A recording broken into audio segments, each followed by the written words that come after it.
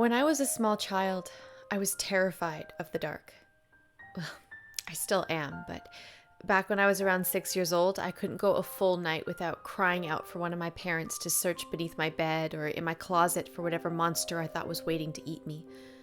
Even with a nightlight, I would still see dark shapes moving around the corners of the room, or strange faces looking in on me from my bedroom window. My parents would do their best to console me, telling me that it was just a bad dream or a trick of the light. But in my young mind, I was positive that the second I fell asleep, the bad things would get me. Most of the time, I would just hide under the blankets until I became tired enough to stop worrying, but every now and then I would become so panicked that I would run screaming into my parents' room, waking up my brother and sister in the process. After an ordeal like that, there would be no way anyone would be getting a full night's rest. Eventually, after one particularly traumatizing night, my parents had had enough. Unfortunately for them, they understood the futility in arguing with a 6-year-old and knew that they would be unable to convince me to rid myself of childish fears through reason and logic. They had to be clever. It was my mother's idea to stitch together my little bedtime friend. She collected a large assortment of random pieces of fabric and her sewing machine and created what I would later refer to as Mr. Ickbarr Bigelsteine, or Ick for short. Ick was a sock monster, as my mother called him. He was made to keep me safe while I slept at night by scaring away all the other monsters. He was pretty damn creepy, I had to admit. Honestly, looking back on it all now, I'm still impressed that my mom could think of something so strange and disturbing looking. Ickbarr had the stitched-together look of a Frankenstein gremlin with big white button eyes and floppy cat ears. His little arms and legs were made from a pair of my sister's black and white striped socks, and the half of his face that was green was made from one of my brother's tall football socks. His head could have been described as bulbous, and for his mouth, my mom attached a piece of white fabric and sewed in a zigzag pattern to shape a wide grin of sharp teeth. I loved him at once.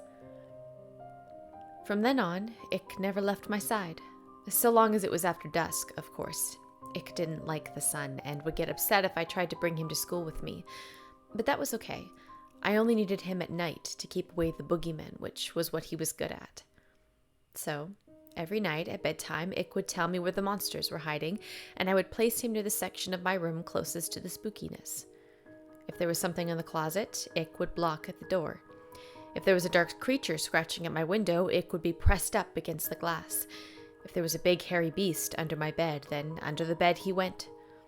Sometimes the monsters weren't even in the room. Sometimes they would hide in my dreams, and Ickbarr would come with me into my nightmares. It was fun bringing Ick into my dream world, as he and I would spend hours fighting off ghouls and demons.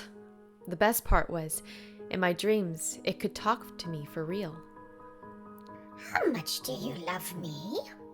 He would ask.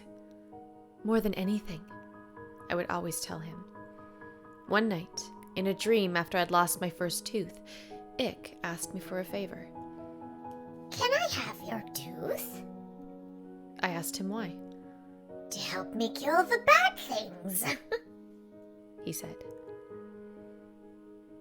The next morning, at breakfast, my mom asked me where my tooth went. From what she told me, the tooth fairy didn't find it under my pillow. When I told her that I gave it to Ickbarr, she just shrugged and went back to feeding my little sister. From then on, every time I lost a tooth, I would give it to Ick. He would always thank me, of course, and tell me that he loved me.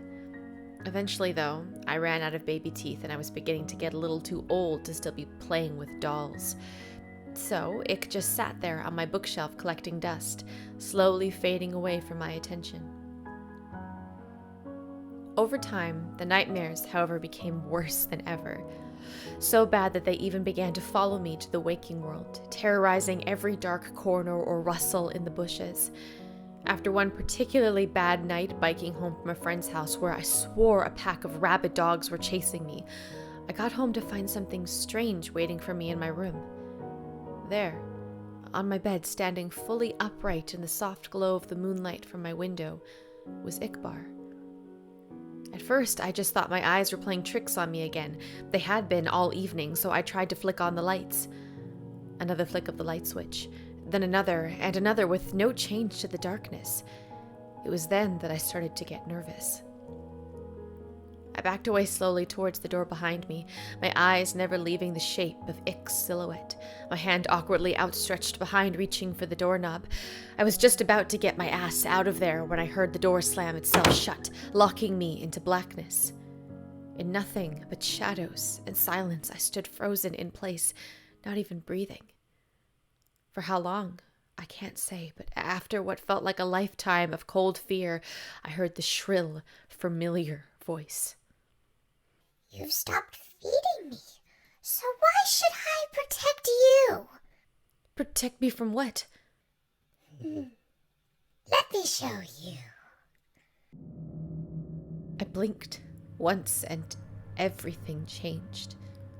I wasn't in my bedroom anymore. I was somewhere else. It wasn't hell, but the comparison wasn't far off. It was some sort of forest, a horrible, nightmarish place where partial embryonic abortions hung from the canopy and the ground swarmed with carnivorous insects. A thick fog wafted through the air, and with it the stench of rotting meat, with chartreuse lightning flashed across the night sky.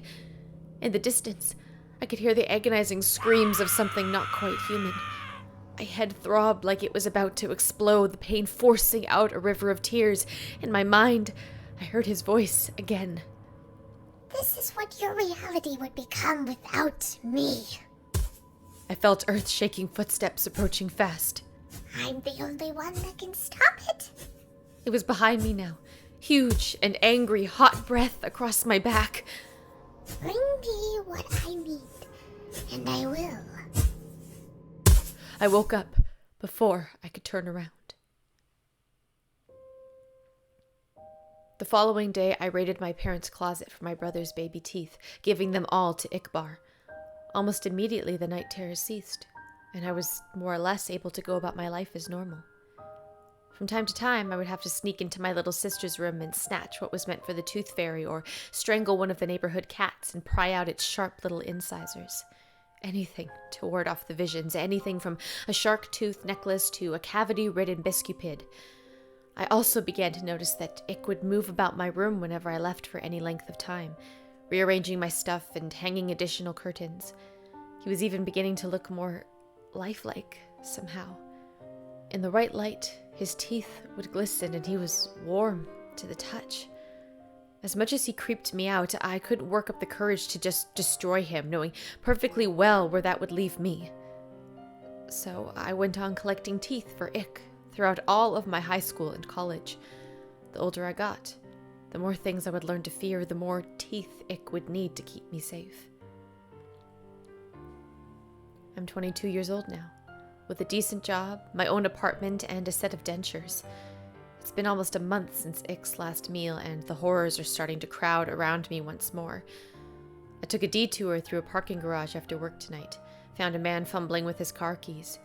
His teeth were stained yellow from a lifetime of cigarettes and coffee. Even still, I had to use a hammer to get out the molars. When I got back to my apartment, he was waiting for me. On the ceiling, in the corner, 2 white eyes and a mouth of razors. How much do you love me? He asks. More than anything, I reply, taking off my coat. More than anything in the world.